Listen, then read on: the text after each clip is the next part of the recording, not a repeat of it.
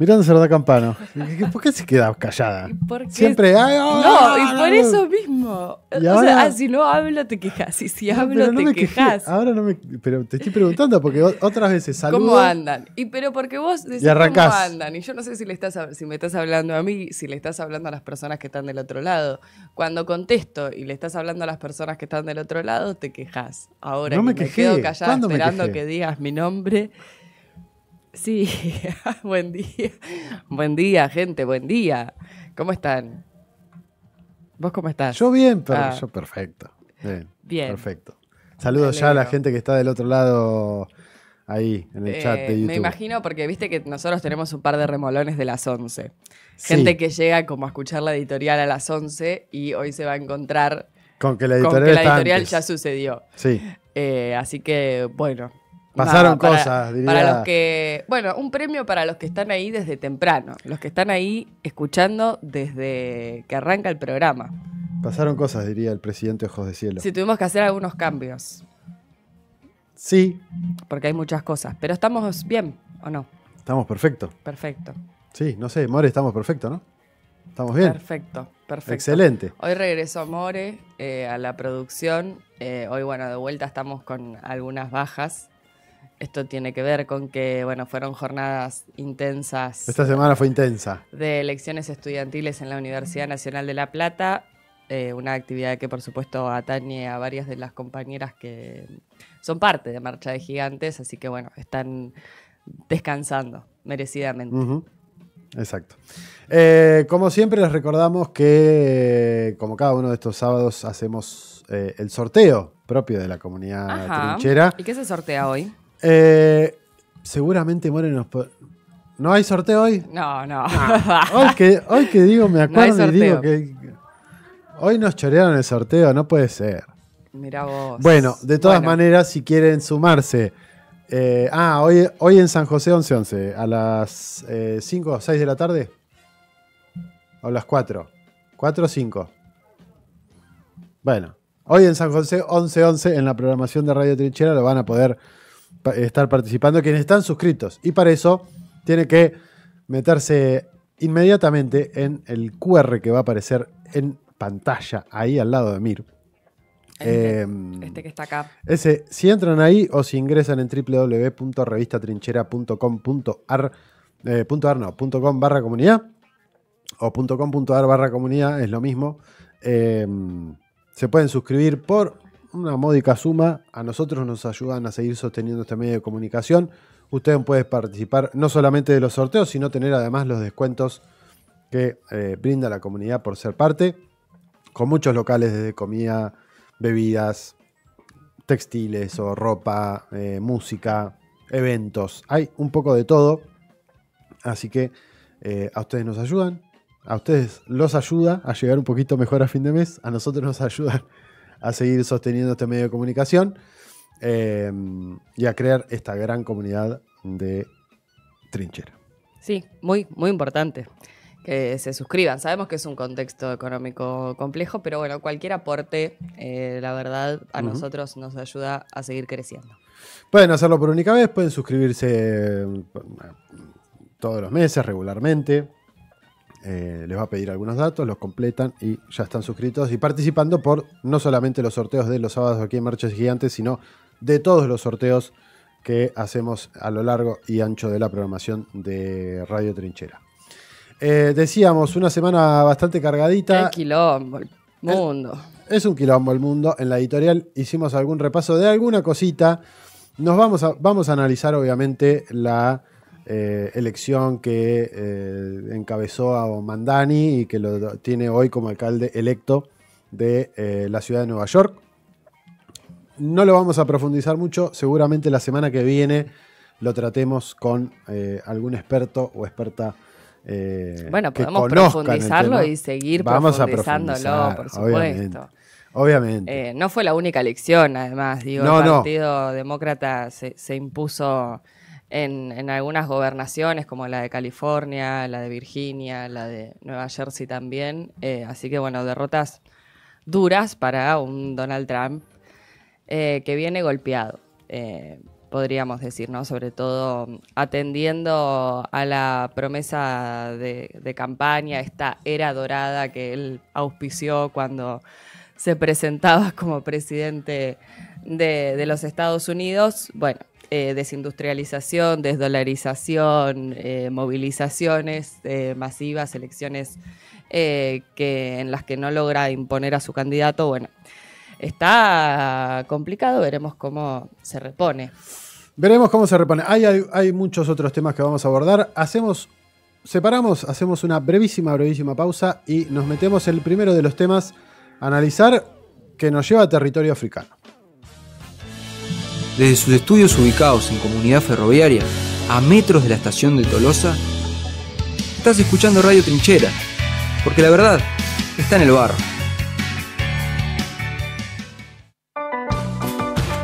Seguí nuestros pasos en las redes, en Facebook, Instagram y Spotify como Marcha de Gigantes, en Twitter, @MDGigantes. Y todos los programas emitidos, encontrarlos en Mixcloud como MD Gigantes. Desde sus estudios ubicados en Comunidad Ferroviaria, a metros de la estación de Tolosa, estás escuchando Radio Trinchera, porque la verdad está en el barro.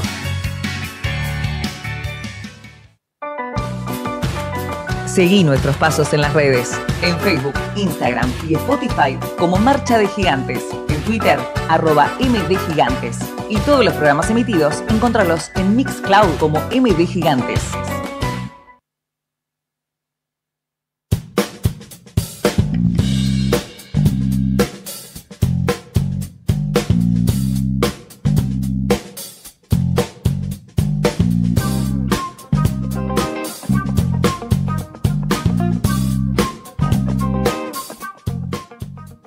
Casi en la República Argentina, decíamos, nuestro primer destino de análisis va a ser en territorio africano. ¿Y por qué decimos esto?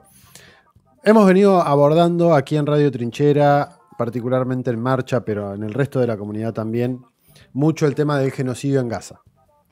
Hemos hablado un montón, hemos hablado en algunas otras oportunidades sobre procesos que se estaban dando en África que nos parecían interesantes, como los del Sahel, Mali, Burkina Faso, Níger y otros aledaños que empiezan a tener una visión un poco más panafricanista o de descolonización, segunda descolonización de África.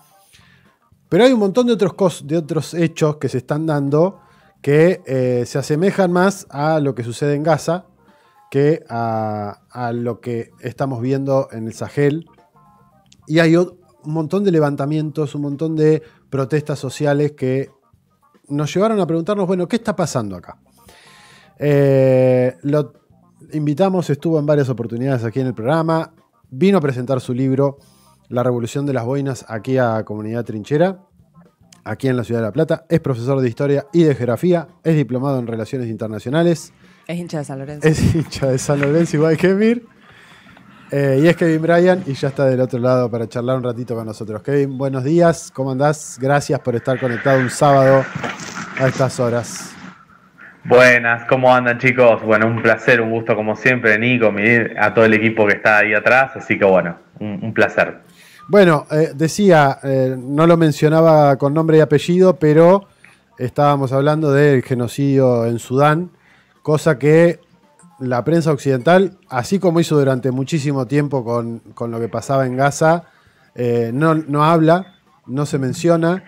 Hay un montón de actores que están dando vueltas y cuando se lo menciona al igual que sucedía con Gaza, como un conflicto interreligioso entre musulmanes y cristianos que se están peleando, que uno, que el otro. ¿Qué hay de cierto y qué hay de cosas que no se dicen de lo que está sucediendo? Particularmente en Sudán, un país que fue dividido además hace no mucho tiempo. Bien, bueno, primero que nada, para entender un poco algunas cuestiones y descartar algunos mitos que hay, como vos muy bien mencionabas, Nico, se habla mucho a veces y se le quiere dar un componente religioso a prácticamente cualquier genocidio que ocurre, por lo menos en el caso de Sudán no estaría presente el factor religioso, no es una cuestión central.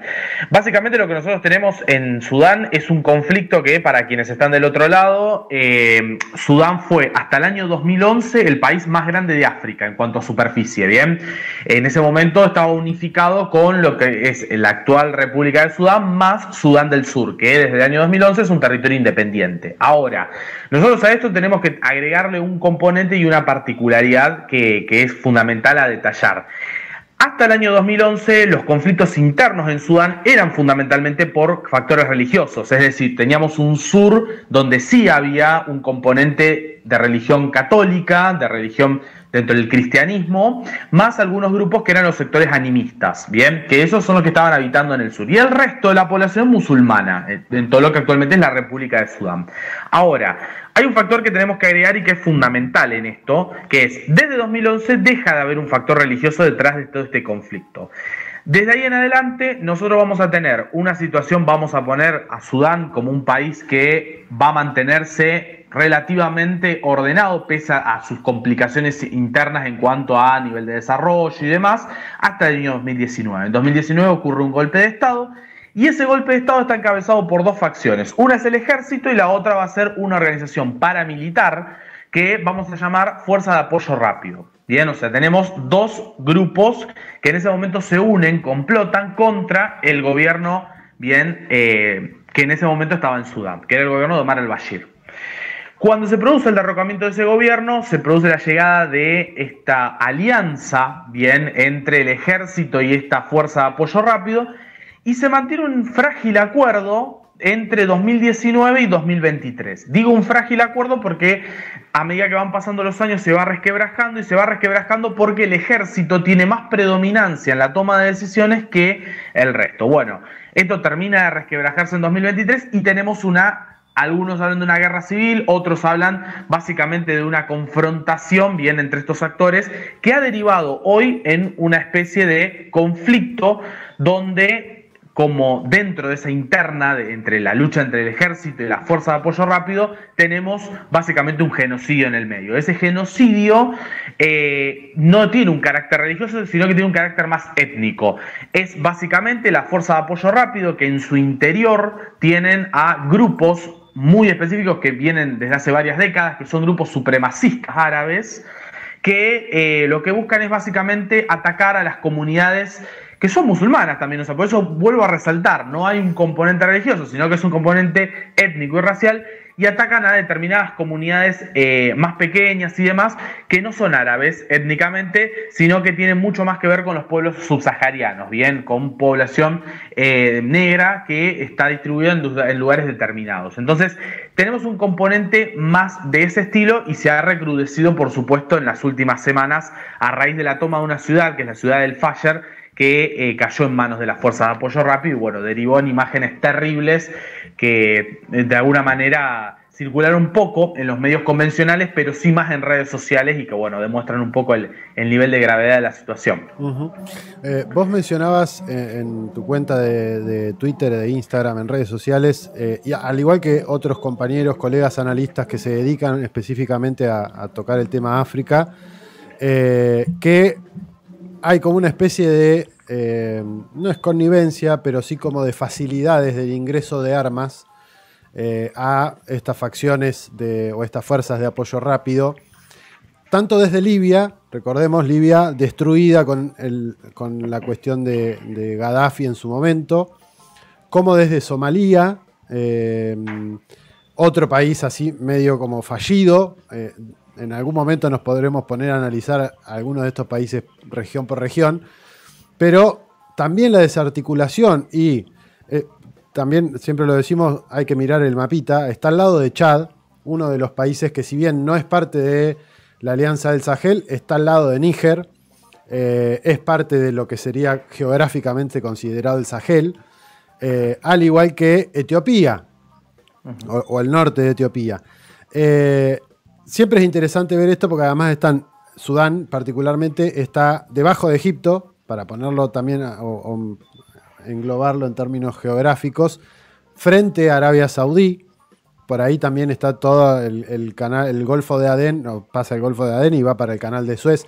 pasa mucho comercio por ahí. Es una región estratégica en términos de ubicación geográfica. Y hay un actor que lo mencionabas vos en redes y algunos otros también, que es Emiratos Árabes Unidos, y es la cuestión del oro. Y acá meto la pregunta, que seguramente va a ser interesante, que es ¿cuánto juega la pérdida de poder de Estados Unidos, la pérdida de poder del dólar, el auge del oro como nuevamente un valor de reserva y el rol que tienen las monarquías del Golfo, sobre todo en el mundo islámico, para ponerlo, y sobre todo teniendo en cuenta que la parte sudanesa tiene un componente religioso muy importante, sobre todo musulmán? Bien, bueno, la pregunta es muy interesante porque abre varias aristas. La primera que vos mencionabas muy bien es que estamos en un contexto en el cual algunos autores hablan de que los intentos de China y de distintos países por desdolarizar o tratar de eliminar un poco esa dependencia histórica del dólar abrió la puerta a que se busque de alguna manera potenciar o apoyar las divisas en reservas de oro. Esto está pasando ya desde 2022 en adelante. Se ha intensificado, lo cual también ha hecho que el precio del oro a nivel internacional suba. Ha alcanzado picos históricos a lo largo del mes pasado. Entonces nos encontramos en un escenario donde la cotización del oro es cada vez más importante. Y los países árabes tienen una situación muy concreta, que es que podrán tener enormes yacimientos de petróleo, zonas también donde hay gas y demás, pero no hay minas de oro. Entonces, bueno, hay que ir a buscar ese oro. ¿A dónde lo podemos ir a buscar? Bueno, y acá nosotros nos encontramos con distintos escenarios, ¿no? Los principales productores de oro que tiene África van a ser Sudáfrica, va a ser Ghana, vamos a tener a Burkina Faso, vamos a tener también a Mali por ahí. Ya hemos hablado en algunos momentos de Mali o Burkina, del proceso que están tratando de hacer de alguna manera revalorizar sus propios recursos. Y el quinto productor de oro de África es Sudán, nada más y nada menos, que es uno de los actores que estábamos mencionando recién. Bueno, en un escenario tan caótico y tan convulsionado que tiene Sudán desde 2023, donde hay facciones que están de alguna manera en esta confrontación, donde la realidad es que ninguna termina de doblegar a la otra y estamos muy lejos de que este conflicto finalice. Digo, estamos más cerca de que se pueda llegar a acordar una especie de alto al fuego temporal, de que podamos conseguir una victoria de uno sobre el otro. Entonces, Emiratos Árabes aprovecha que una de las zonas más ricas de oro es la zona de Darfur, que es la zona donde precisamente tiene acción este grupo, esta organización, que es la Fuerza de Apoyo Rápido. Y medio que a esta altura ya las fuerzas de apoyo rápido se han convertido en una especie de proxy, por así decir, de Emiratos Árabes. ¿Para qué? Para poder de alguna manera tener facilidades y que el oro se pueda vender de manera ilegal, de manera clandestina, porque claramente eso no lo está autorizando el gobierno sudanés de manera oficial, pero que se venda, que se lleve ese oro, que se triangula, primero va a Kenia, de Kenia luego va a Emiratos Árabes.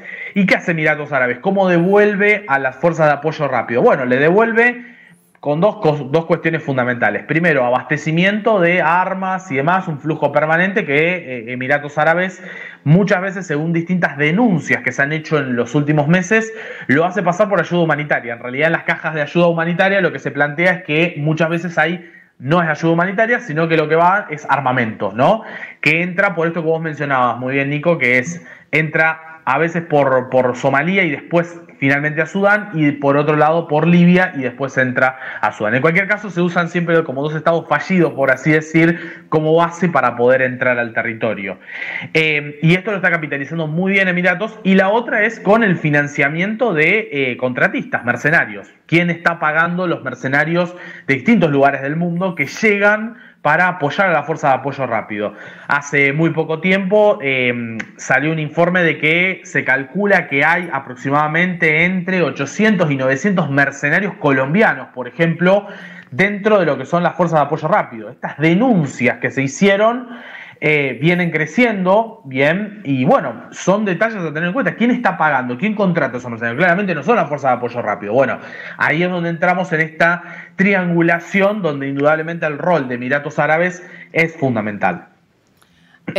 Quiero profundizar un poco en esto y sobre todo meterme quizás en el papel de Estados Unidos. Me corro un poco de Sudán incluso, pero esta semana Donald Trump, bastante fiel a su estilo bravucón, lanzó una amenaza de acción militar contra el gobierno de Nigeria por la persecución sistemática a los cristianos en su relato, ¿no? Este intento nuevamente de poner la moral religiosa como cobertura ideológica de alguna manera para generar una intervención y me parece pertinente por ahí la pregunta en relación a, bueno, de vuelta, ¿qué hay de cierto o qué lectura podemos hacer de este intento de intervención de Estados Unidos, teniendo en cuenta, bueno, el petróleo, el gas, ¿no? Los recursos que por ahí tiene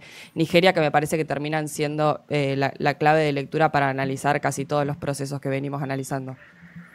Bien, bueno, me parece muy interesante porque si hay una cosa que, a ver, Trump viene haciendo generalmente, o por lo menos la estrategia de Trump en el continente africano parece ser más que nada denunciar a aquellos actores que son a veces emergentes o que tienen cierta incidencia en la agenda del continente. Por ejemplo, bueno, en su momento tuvo una pelea fuerte con Sudáfrica, denunciando también un genocidio, en ese caso, que bueno, le llevó a una discusión muy importante con Ramaphosa en la propia Casa Blanca, y ahora trae un poco, sube al escenario a Nigeria y lo acusa de que el gobierno no está protegiendo a la población cristiana. Incluso habla de un genocidio que da la sensación como que abre las puertas a que atrás de esa idea también el gobierno de Nigeria es cómplice, ¿no? de esa estructura.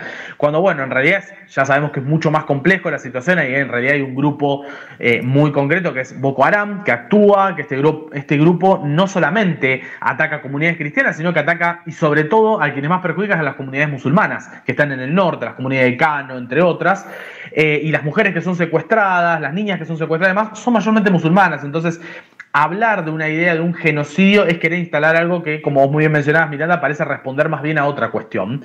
Y me parece que tiene que ver directamente con esta estrategia de un poco querer acorralar a los actores que en el último tiempo, por ejemplo, vienen decantándose más por una sociedad comercial con China a una sociedad que por ahí en otro momento han dado prioridad a los intereses occidentales. Bien, tanto Sudáfrica como Nigeria son dos actores que en los últimos 5 años se han abierto en buena medida a los capitales chinos, y esto ha hecho que su relación sea mucho más estrecha. Esto se ha visto en los BRICS, en el caso de Sudáfrica, pero Nigeria, sin ir muy lejos, el año pasado ingresó como socio, como un estado asociado, mejor dicho, a los BRICS.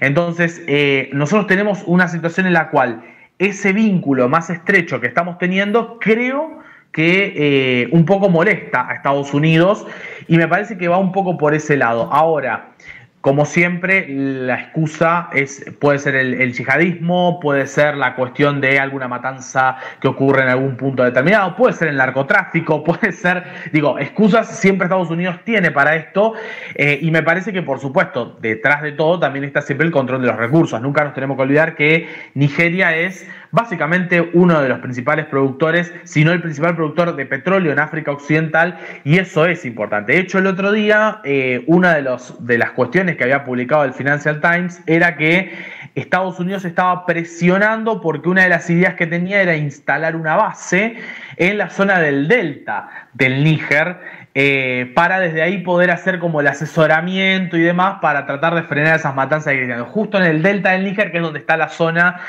más importante de extracción tanto de petróleo como de gas que tiene Nigeria. Entonces, indudablemente es todo parte más bien de una cuestión de recursos y no de un componente religioso o de alguna otra cuestión.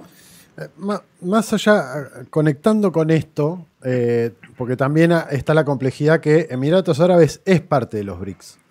Es uno de los que se sumó en la segunda oleada de países. Etiopía, abajo de Sudán, es otro. Egipto, arriba de Sudán, es otro. Nigeria, asociado. Y hay algo que lo charlábamos la vez pasada respecto de la pérdida de influencia de Francia, sobre todo en los países del Sahel o en lo que fueron colonias francesas. Y esto se está viendo sobre todo, no para profundizar, pero sí para ver si hay algún patrón común, porque en el último tiempo vemos protestas en Camerún con levantamientos y represión por parte de la policía. El caso de Guinea Ecuatorial, donde se viene denunciando, y de hecho incluso vino uno de los representantes, no me acuerdo cómo era el pueblo específicamente, pero que vino a la Argentina a pedir una especie de ayuda particular. Tanzania, algo parecido. Ruanda, algo parecido. Si bien actualmente no hubo movilizaciones, sí está habiendo en, si no me equivoco, República Centroafricana, también había habido alguna cuestión. Ese no lo puedo asegurar, no me acuerdo si era ese país o no. Pero está habiendo, en lo que fueron colonias francesas, sigue habiendo como levantamientos populares. Algunos dicen generación Z, yo la verdad que no lo tengo tan estudiado, pero sigue habiendo como esa continuidad de procesos de malestar, por lo menos. Hay una línea de continuidad, tiene que ver con la injerencia externa, como en el caso de Sudán. ¿Qué lectura, o por lo menos si se puede hacer algún hilo conductor o no? Porque cada una de las realidades de cada uno de esos países es distinta y nos llevaría una vida a analizarlo. Sí, yo creo que en realidad hay una articulación de ambos factores, o sea, hay una articulación del factor generación Z, indudablemente. ¿Por qué? Porque nosotros estamos hablando de una movilización que ocurre donde la juventud o los sectores más jóvenes son los que de alguna manera han ganado terreno. África es un continente donde la población es muy joven, entonces eso también es importante. Yo siempre lo he dicho en su momento, el hecho de que hay muchos presidentes que han ganado en el último tiempo, como Faye en Senegal, o el carisma que tiene Traoré y lo que despierta, además tiene mucho también que ver con la cercanía de la edad de lo que es el promedio de la población, ¿no? Tenemos que pensar en muchos de países donde la edad promedio es 20 y pico de años, incluso en algunos es 18 y 19, entonces claramente los liderazgos jóvenes construyen esto. Yo creo que hay un poco de eso y otro poco de, como mencionábamos, el factor geopolítico, que es que indudablemente Francia está muy golpeada. Su estrategia a nivel regional, a nivel continental, está muy debilitada. Hay un caso que me pareció muy emblemático, que ocurrió hace muy poquito tiempo, que fue el caso de Madagascar, ¿no? Una isla que nosotros tenemos allí sobre el Índico, que es parte del continente africano, y que, bueno, allí hace unos 2 meses atrás Francia intentó llevar una idea como de: bueno, a ver, estamos cambiando nuestro perfil, queremos reconciliarnos con los países que fueron de alguna manera colonia nuestra. Entonces, ¿qué hicieron? Por ejemplo, devolvieron muchos de los trofeos de guerra que tenían y más al gobierno de Madagascar, que en ese momento estaba encabezado por Andry Rajoelina. ¿Y qué pasó con este gobierno? Bueno, muy poquito tiempo después empezó a tener protestas por otros factores que tenían que ver con los problemas de abastecimiento de energía, de agua que tiene la isla y demás. Derivaron en protestas masivas tan grandes que el gobierno de Rajoelina, aliado de Francia, ordenó reprimir a estas protestas, y el ejército reprimió los primeros días y después dijo: no vamos a seguir con esto, paramos. Y todo eso derivó en que el presidente de ese momento, Rajoelina, escapara en un avión de Francia, de hecho, con pasaporte francés, todo, dejara el poder, y que, bueno, de ahí en adelante los militares son los que se hacen cargo de esto. Entonces, digo, hay un poco de todo. Tenemos el caso de después de Camerún, que vos lo mencionabas muy bien, donde ahí está uno de los aliados históricos, de los últimos reductos que le queda a Francia, que es Paul Biya, que, bueno, resiste allí con sus 92 años, que fue, entre comillas, reelecto a pesar de las denuncias sistemáticas de fraude que se hicieron y demás. Y bueno, ahí el peso de la juventud también fue muy importante a la hora de las denuncias, de la movilización. Lo que pasa que, bueno, la diferencia fue que en el caso de Madagascar, esta generación joven encontró grietas en el ejército a la hora de decir: bueno, no vamos a reprimir y demás. En el caso de Camerún fue mucho más difícil eso, porque la estructura del ejército de Camerún está básicamente totalmente cooptada por los intereses de Paul Biya. Entonces ahí, pese a las movilizaciones que se hicieron, el ejército pudo reprimir con cierta libertad por parte de autorizaciones del gobierno, y la población obviamente fue mermando en las protestas, ¿no? Asumiendo en parte que quizás lo que va a terminar con Paul Biya va a ser el ciclo natural de la vida y no tanto una movilización popular en este sentido. Pero bueno, es un poco eso lo que vengo viendo en general. O sea, creo que se articulan un poco ambos factores. Otra consulta tenía que ver con, en lo personal quería profundizar por ahí en este diálogo ruso-africano sobre materias primas que se llevó adelante en San Petersburgo recientemente. Digo, no es ninguna novedad, digo, ningún secreto que los recursos naturales de los países africanos siempre han sido explotados por corporaciones transnacionales, digo, siempre en beneficio de los países occidentales. Es un elemento trascendental en el análisis. Si hablamos de que hoy el 75% de la inversión en la industria minera proviene de empresas extranjeras, y mientras la ONU, digo, le exige a África objetivos de desarrollo sostenible, una agenda verde, ignorando por ahí las necesidades reales, ¿no?, de desarrollo que tienen los países africanos. Y en ese sentido, digo, consultarte qué posibilidades o esperanza crees que surge quizás de esta alianza con algunos actores estratégicos, como hablábamos de China recién, pero me parece que Rusia quizás también es un actor clave en ese sentido.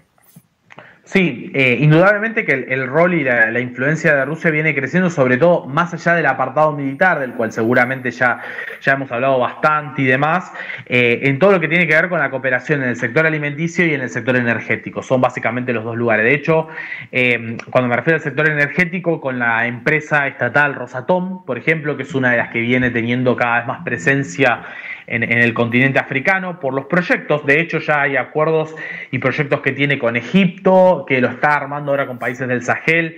La cooperación que Rusia está construyendo en el continente africano va muy en esa sintonía, que también en buena medida trata, y ahí vemos cierta articulación, de no pisarse con las áreas donde China ya tiene influencia. Entonces ahí hay una articulación.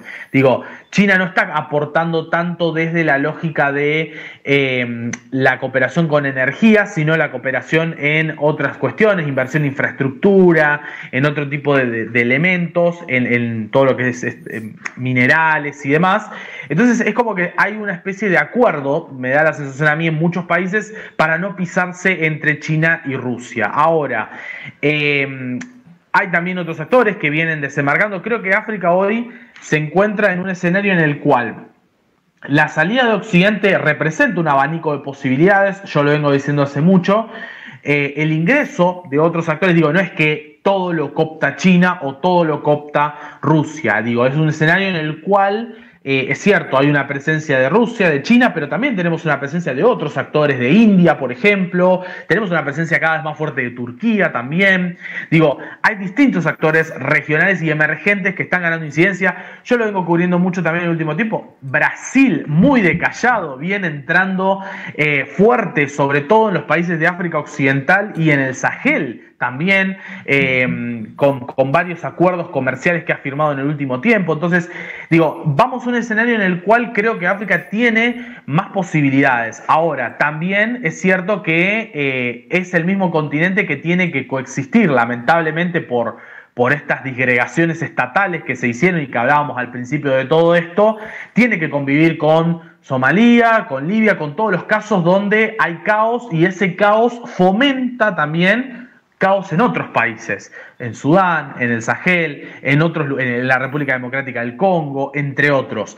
Entonces, indudablemente, hoy estamos en un escenario donde tenemos las dos caras, en la cara de la esperanza y de las posibilidades que tiene el continente africano, y al mismo tiempo la de las viejas prácticas, ¿no? La de esa África dividida y que de alguna manera queda sujeta a los intereses de las grandes potencias. Kevin, gracias por estos minutos. Te paseamos por todo el continente o por gran parte del continente.